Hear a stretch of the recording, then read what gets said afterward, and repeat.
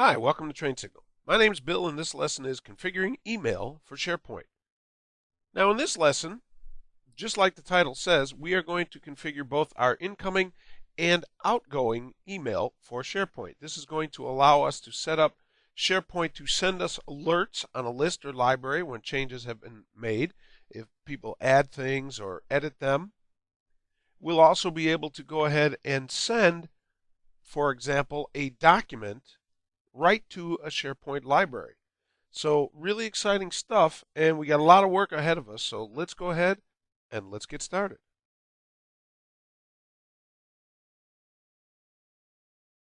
All right, so here we are in Central Administration, and as you saw, we're going to start by configuring our incoming email. And I'm doing this, there's no particular reason why I'm starting with incoming or outgoing. There isn't one that's better to start with than the other. Quite honestly, the reason I'm starting with the incoming email is because it is the one that requires the most work. We're going to have a lot more stuff to do. And quite frankly, I like to get that out of the way first because by comparison, when we do the outgoing email, it's going to seem like nothing after what we've had to do for the incoming. Now, the first thing we have to do isn't actually even done here in SharePoint. We're going to have to go to our Active Directory, but I want to show you why before we go ahead and get there. So let's go to System Settings, and we're going to spend a lot of time in here today. System Settings, Email and Text Messages, and we're starting with Incoming. Configure Incoming Email Settings, and you see we also have Outgoing, but we're going to do that later. So we'll click on Configure Incoming Email, and here, look at this message. This is very important. The SMTP service is not installed. For information about the SMT, well, you don't need to look at that. That's why you got me. But that is important. The SMTP service is not installed. And we're going to do that. We are going to get to that step, but not for a little while yet. We're going to just go ahead and leave this at OK because I want to show you something. Because we're using Active Directory and we're using Exchange. Now, SharePoint allows for using other email systems, but we're using Exchange. Exchange 2013, by the way. So if you haven't seen Exchange 2013 yet, you're in for a big treat. We'll go ahead and work with our Exchange Admin Center. But I want to show you one thing here that's very important.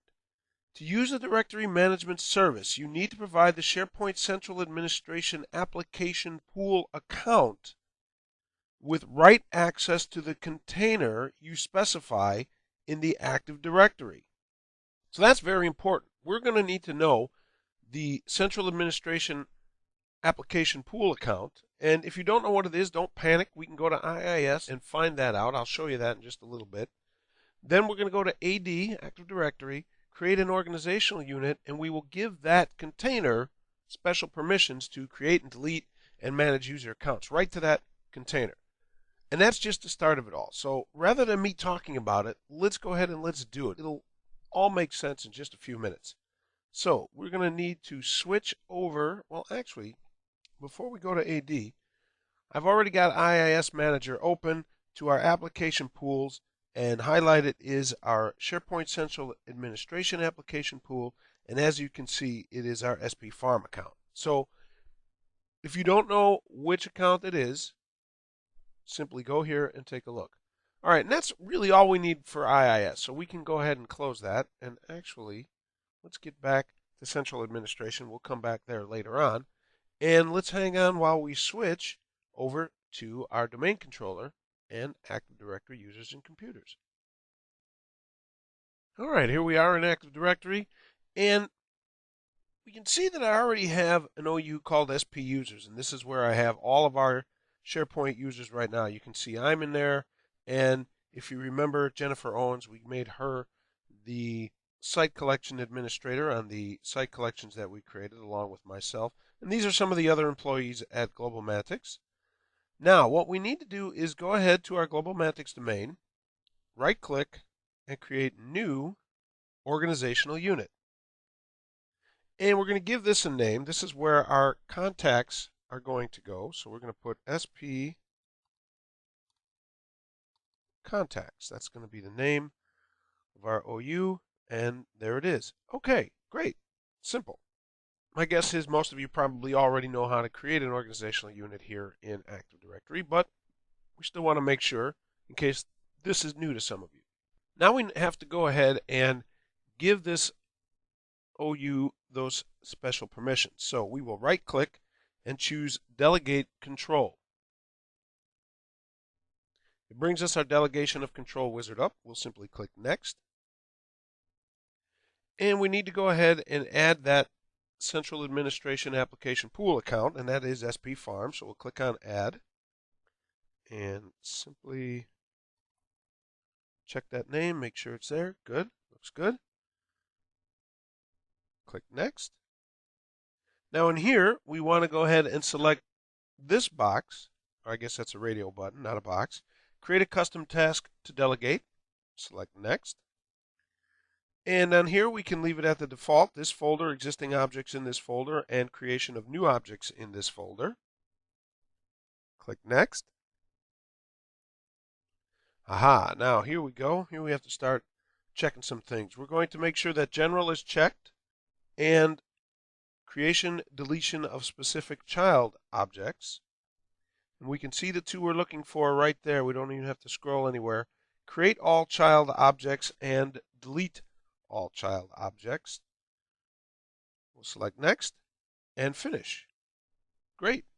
Now, by doing this, it allows the administrators to enable email for a list or a library. But once we've done that, your admins can't disable email for the list or the document library because our central admin account, that SP Farm account, tries to delete the context from the whole organizational unit instead of from the list or the library. So in order to avoid that, we need to go ahead and add another permission, the delete subtree permission, to our account. And to do that, we're going to need to show advanced features in AD users and computers. So we go up to View and choose Advanced Features. See that? We got a few more things available to us now, don't we? All right, let's find our SP contacts again. Right click. This time we're going to go down to Properties.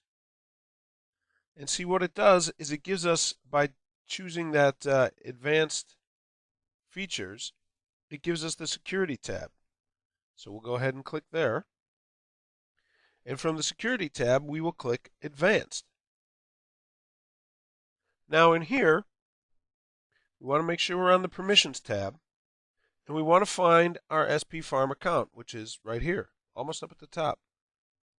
Let's double click that. And it brings up our list here. And the type is we wanted to allow, which is the default, but we have other options, deny. And the one we want is right here, delete subtree. That's all we need to do. Go ahead and choose OK, and then OK, and then OK. And we can go ahead and close Active Directory at Users and Computers. All right, now that wasn't so hard, was it? Now we need to go ahead and move on to our SharePoint server once again because we're going to install the SMTP service on that server. So hang in there with me while we go ahead and make that switch. All right, we're back here on our SharePoint server, and we need to go ahead and start our server manager, which in 2012 is this little icon right here on the taskbar to make it easy for us. We'll wait a few seconds while this checks to make sure everything is running okay. Looks good. Nope, I think we're done. Now we're going to go ahead, and it's really easy right here. Number 2, add roles and features. And it brings up the Add Roles and Features wizard. And this screen, you'll notice there is a skip page by default checkbox. So you can go ahead and click that because you really don't need to do anything on this screen. It's just telling you the kind of things that you can do and what's expected. And usually I would turn this off, but I've left it here for you in case this is your first time dealing with Server 2012 and the Server Manager. I don't want you to get to this screen and say, hey, wait a minute, Bill didn't show us that. I didn't see that. So we're going to just leave this here for now. We'll choose Next. And select the installation type. It is role-based or feature-based. That's what we need. Go ahead and choose Next. Select the servers. And, well, we only have one. Our SharePoint server, that is the one we want, so we're good. Choose Next. And notice over here we are looking at server roles. And if we scroll down, we are not going to find the SMTP service because it's not a role, it is a feature. So we will click on features. And now when we go down, we see the SMTP server. And when we click on that, we look and see all of the other tools that will be installed along with it for us. These might not have been installed in an older version. If you're using an older version of Windows Server, these might not have been installed automatically when you're doing the SMTP server, so you have to make sure that those are there or go ahead and add them in later. But these are all good. This looks good. We're going to go and choose Add Features and select Next. And again, it's going to give us a double check here. Yep, all of this stuff is stuff we need. And I will click on Restart the destination server automatically if required. I don't believe it's going to require a restart. So we're going to go ahead and choose Install. I like to check that anyway just in case.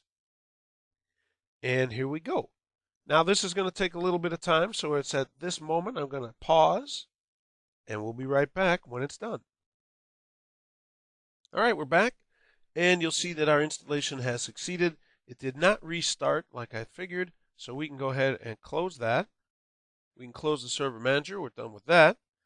We need to get down here, get to our start screen, and start up our IIS 6.0 manager. Because we want to check and make sure there's our SMTP virtual server that we just created. We want to make sure that that is running. So we will right click, and you see that the start is grayed out. That's great. That means it's started. If it was not, you would click on that to get it started, but it is started, and that's great. That's exactly what we needed. We're also going to look at a couple of other things. We need to check on a few settings to make sure everything is what we need it to be. We'll go ahead and select Properties. And we're going to go up here to the Access tab. And up at the top, you see the big authentication button. Click that, and we want to make sure that the anonymous access is checked. And it is, which I expected. That's great. Now, down here at the bottom, we're going to go ahead and select Relay. And we come here, we see it's asking us to select which computer may relay through this virtual server. By default, it should say only the list below. That should be what's checked, and that's what we want to leave, rather than all except for the list below. And we're going to come down here and make sure that allow all computers which successfully authenticate to relay regardless of the list above. We want to make sure that that's checked as well. And so we're not going to make any changes in here. We just want to, again, double check, make sure that everything is what we expect it to be. So we'll go ahead and click OK. OK. And there's one more thing we want to do. We want to click on Domains, and we see our GlobalMatics domain. I'm going to right-click there, show you Properties, so that you can see the address of our drop directory, inetpub/mailroute/drop. Now, I know where this is if you don't remember, so that's okay. We're going to go ahead and take a look at this a little bit later, but for now, I just wanted to show you where it was. So we click OK. Okay, now we need to go ahead and do a quick IIS reset. So quite simply, we'll go to PowerShell, run as administrator, and do a quick IIS reset. Successfully stopped, and now it's trying to restart. Beautiful. All right, and now we will go ahead and move on over to our Exchange server and start working with some things over there. Okay, well, we are on our Exchange server now, so let's go and get our start window up. And we'll need to go to the Exchange Administration Center, our EAC, and when we look for it, we're not going to find it because it's not the kind of tool we're used to. It's not a management console like we're used to using. It is now web-based, and we'll need to know the address of where it's located. And if you don't know that address, don't panic. That's why I'm here. I'm going to show you a quick little bit of PowerShell to go ahead and locate where it's at. So we'll go here to our Exchange Management Shell, right-click to run as administrator. Wait for a minute while it connects. Oh, that was pretty quick. Good. And rather than type it out, I have it open in Notepad so you can get a good look at it here. This is that PowerShell command, and all you need to do is go to the Exchange Server section on TechNet. That's where I found this. It's there for you to go ahead and just copy and use. You'll notice that it is giving us the location of the internal and external URL. Now we don't have any external URLs, but for this we're going to simply just need to get the internal, but I'll copy the whole piece here and paste it in and run it. Give it a second here. And there it is. https://gmexe-13.globalmatics.com/ECP. That is the local address of our Exchange Administration Center. So that's where we need to go. All right, we have that down. We can close this and we will open up our browser. And I already have the site bookmarked. And it takes us here because we're going to need to sign in, of course.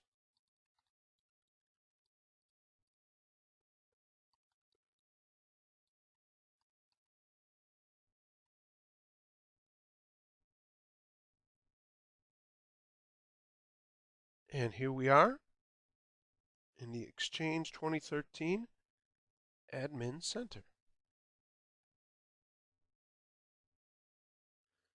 Excellent. And we see all of the mailboxes for all of our SharePoint users. We're here now because we need to go ahead and create a new send connector. And to do that, we're going to choose Mail Flow. And up here at the top, Send Connectors. And we will click on the plus sign to create a new send connector. We need to give it a name. And like it says here, create a meaningful and distinguishable name. So I'm going to call this GMSP Incoming. That's pretty obvious. And the type is going to be internal because we're simply going to route our mail internally. We will choose Next. And we're going to have to select from here, Route Mail through Smart Hosts. Now it's the only option because in the previous screen we selected to route internally, but if we were going to send our mail out to the internet, we would have to be using DNS MX records, and you see that is that option here that's grayed out. Now we need to go ahead and create a new smart host, so we'll click on the plus sign and create a new smart host, and you'll see here it's asking for the FQDN of our SharePoint server, and we know that that is GMSP-13.globalmatics.com. Go ahead and click Save, and then Next. Notice that it's there. It's been added.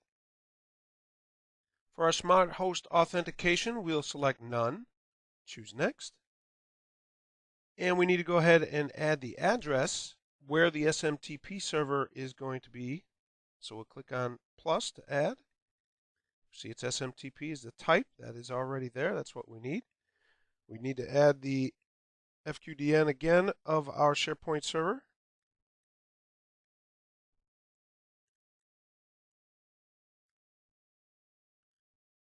And save that. And then click Next. The source server, this is our Exchange server, so we will go ahead and add that. And it's looking and it found it because it's the only Exchange server we have, but we need to make sure we add it. Looking good so far. Excellent. Choose OK. Then we can go ahead and select Finish, and we are done with our send connectors. Whew. Boy, we've done a lot of work, haven't we, so far? I told you this was going to be very involved, a lot of steps.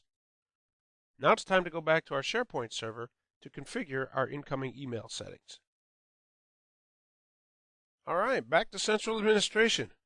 Whew. Let's go ahead and let's select System Settings. Once more, configure incoming email settings. And this time, rather than just looking here, we're actually going to do stuff. First thing we want, do we want to enable incoming email? Well, yes, that's why we're here. So we'll go ahead and select yes. The settings mode, we'll leave it at automatic. If you go ahead and look at the advanced mode is necessarily only if you are not using the SMTP service to receive incoming email. Well, we are using the SMTP service. We just installed it and we just configured our send connectors and everything. So we're fine at automatic. So we'll scroll down a little bit more. Are we using directory management service? I should say so. So we're going to click on yes. Oh, we got a lot more stuff there, don't we? That's exactly right.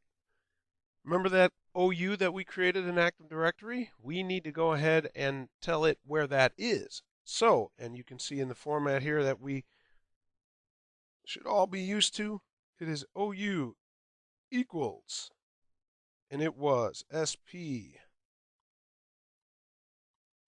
contacts, comma, DC equals globalmantics,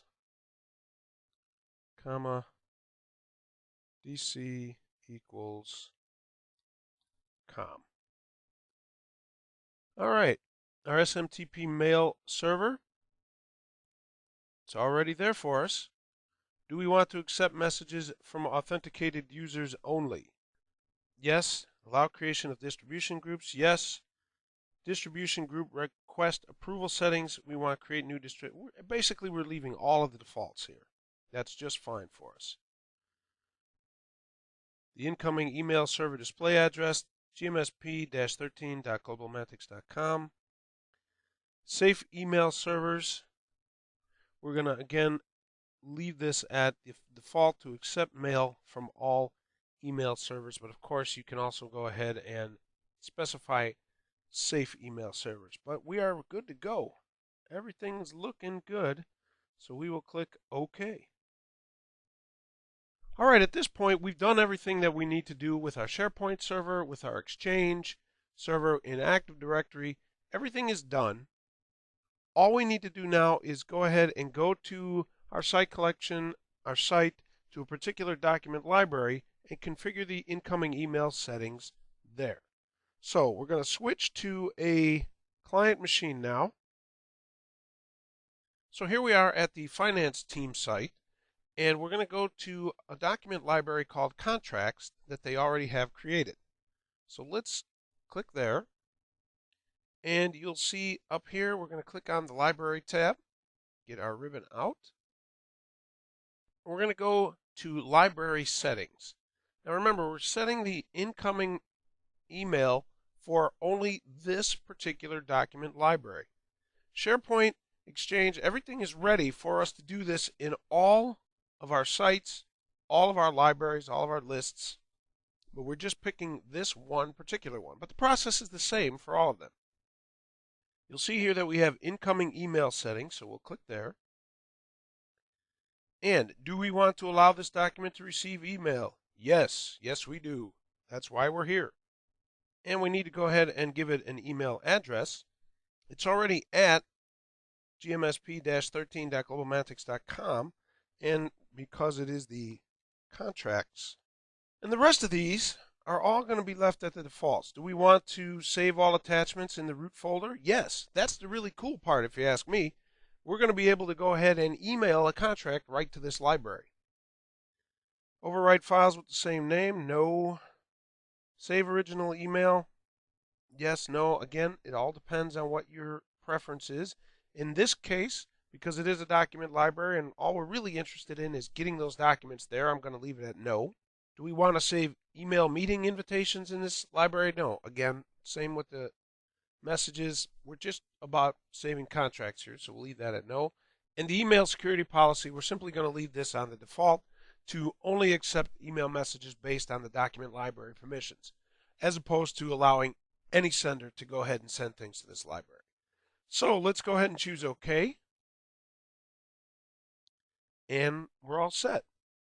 All right, now we're going to go ahead and so I can show you that this worked, show you what we've done, we're going to go back to Active Directory. So hang on there with me. All right, we're back at Active Directory, and we're going to select the OU that we created, our SP contacts, and look at that. There's the contact for that contracts library. That's a good sign. That's what we wanted. That lets us know that everything went okay. Now let's go ahead and let's look for this again in Exchange on our EAC. All right, we're back at our Exchange Administration Center. We're going to click on Recipients. And if we look down, we don't see contracts. It's because it is a contact, not a recipient. So when we click there, we see it here. Global Mantics Finance Mail Contact. Oh, this is great. Everything is going good. This is what we want. This is what we're looking for. We're not doing anything in here. We're just checking. I'm just showing you. Lets us know that all of this is good. All right, now let's go back to our client machine and let's send an email. Let's go ahead and send a document to that library. Okay, we're back at the client machine. I'm here in my Outlook, and we're going to create a new email. We're going to send this to that contact, the contracts document library at gmsp-13.globomantics.com. All right, let's go ahead and call this contract, and all we are going to do is attach the cleaning service contract. Excellent. Let's go ahead and let's send. Okay, I'm going to pause the recording for a little bit, and I'm going to go restart the SharePoint server. Now, I've noticed that occasionally, at least for the very first time when we go and send an email like this, to help move things along a little bit quicker, it helps if I go ahead and restart that SharePoint server. So I'm going to do that, take a little break, and when I come back, we'll go and see if we can't find that email. All right, we'll be right back. Okay, we're back at our finance team site, and what we want to do is go right to that contracts document library and see if indeed, and there it is, the cleaning service contract that we just went ahead and emailed right to this library. So it worked. Everything worked. All of the hoops we had to jump through, all of that work, everything we did on all of our servers, configuring right here in the site collection in that document library, everything worked. This is what we wanted. Pretty cool stuff. All right, we're going to take a look at one more thing. We're going to do this again, and I want to show you something very quickly. Let's go to library settings again, incoming email settings once more. And when we did this before, we left the defaults and we told it to not save the original email. Well, this time we're going to say yes. We're going to tell it, save that original email. We'd like to see it. Let's go back to our Outlook and let's send another contract. Go ahead, this one we will call the add contract because that's what it is. Let's attach that file, advertising contract, insert, and send. All right, now let's go ahead quickly and let's get to our SharePoint server. We're back at the SharePoint server, and let's go and take a look at our drop folder. We'll go to our File Explorer, local disk C. Remember where it was? inet pub, mail route, drop. There is the email in that drop folder. Now, if we close this and come back in just a little bit, in fact, maybe even if this quickly, if we come back, it might not be there again. See that? It's gone. So that's how fast it moved through. That's why I said we got to do this quickly. All right, let's go back to our client machine and back to our finance team site. And we got to move quick if we want to catch that mail while it's in the drop folder. All right, let's go back to our contracts and look at that. There's the advertising contract, and there is that original email that we sent. Do we want to? Yes. We can save it, and we can open it, and it's simply going to open up in our Outlook. And like I said, I didn't necessarily see a reason or a need to save the email, but for whatever reason you might have, it is an option that you can have. All right, so we did it. We configured our incoming email successfully, and now we can go ahead and do our outgoing mail. And don't worry, the outgoing is much, much simpler. Not nearly as much work as the incoming. I know it was a lot of work, a lot of hoops we had to jump through to get this going, but trust me, the outgoing is going to be much, much easier, much quicker. So let's go ahead and let's jump right into it.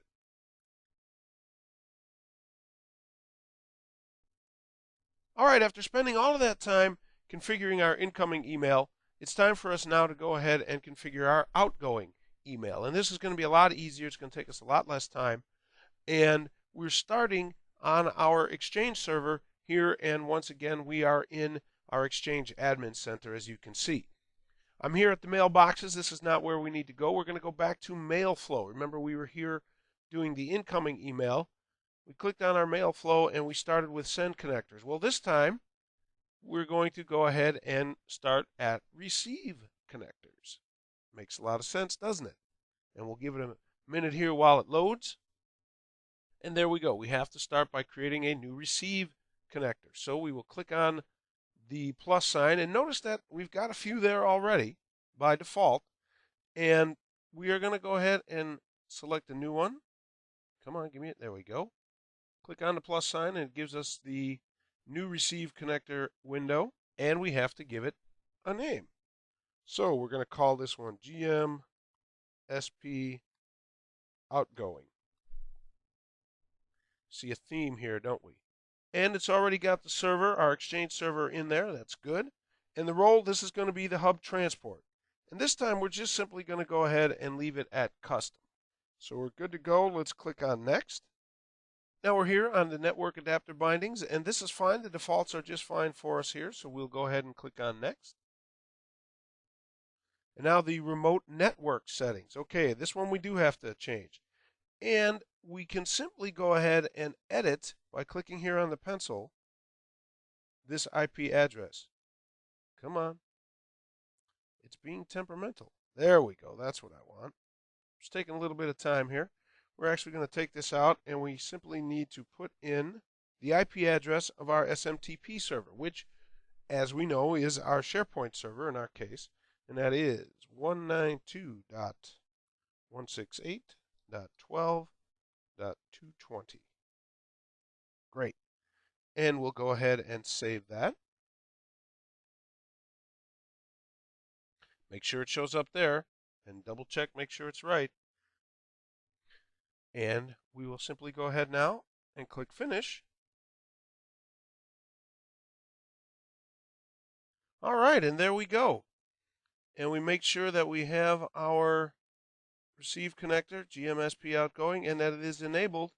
It's a hub transport. There we go. All right, let's go ahead and double click on this because I want to open up this section here and go to security, because there is one thing I want us to look at. Permission group. Specify who is allowed to connect to this receive connector. For us, right now, we will go ahead and select anonymous users, but you see that we have all of the different options there. So we'll go ahead and select save. And that is all we need to do here on the Exchange server. So let's go ahead now and we're going to switch to our SharePoint server. So hang in there with me and we'll make the switch. All right, we're back here in Central Administration. We will go to System Settings, and this time configure outgoing email settings. And in the first line, our outbound SMTP server, we need to put in the FQDN of our Exchange server, which was gmexc-13.globalmantics.com. Great. And then we have to give it a from address. And because this is from the, well, let's go ahead and let's put down administrator. gmsp-13.globalmantics.com. And I'm actually just going to copy that and put that in as the reply to address as well. And we can also change the character set if we want to. but we're fine with the Unicode, so we will select OK, and that's it. That's all there is to configuring that outgoing email. And you're probably thinking, wow, that's it after everything we had to do for the incoming? That's a lot easier. And you're right, it is much, much easier, isn't it? Now we're going to go ahead, we're going to go back to our team site, to that contracts library, and we are going to create an alert so that if anybody makes any changes to that library, we will be notified automatically as to what those changes were. All right, so let's go ahead and let's switch over now to our client machine. And we're back here at our finance team site. We'll go to the contracts library, and once again, we will click on the library tab, and now we see this button that says alert me. That wasn't there before. That's there because we went ahead and configured our outgoing email. Let's click on that to set an alert on this library. We can give the alert a title, contracts, which is the name of the library, and that's fine. We could change it if we wanted to, but it's okay. Send alerts to, and we see that our name is there, and that's good. That's a good thing. If we see that there, we know things are all going well. You'll notice here up in the upper right corner, you can see that I am signed in as myself. That's why my name is here, but I can add other people into the mix. Let's go ahead and let's add Jen Owens. It recognizes the name and adds her to our alert list. And the delivery method is going to be email because we have not done anything to configure SMS messages. And what kind of alerts do we want? Do we want to be alerted when all changes are made, or just new items, existing items, when items have been deleted? We're just going to leave it at the defaults for all of these. We can set alerts when anything changes, when somebody else changes a document, etc. And then when to send the alerts, you can set them up daily or weekly. You can set a time and a date. And quite honestly, between you and me, if you set it to all changes and anything changes, you're going to start getting alerts pretty frequently, especially if it's a library that a lot of people use a lot. So you may want to eventually set them up on a weekly basis. But for now, just so that we can see it, we're going to leave it at send notification immediately. Let's go ahead and select OK. All right, let's go ahead now and let's go to our inbox. And there it is. There is our alert. Look at that. It's in there already. And you see, we will receive alerts according to the delivery method. So this is just an email letting us know that the alert has been set up. And now when anybody makes changes to that library, we'll go ahead and we will get that alert. So there you have it. That's how you go ahead and configure your incoming email and your outgoing email from SharePoint. That's it for this lesson, gang. Thanks for listening, and I'll see you next time.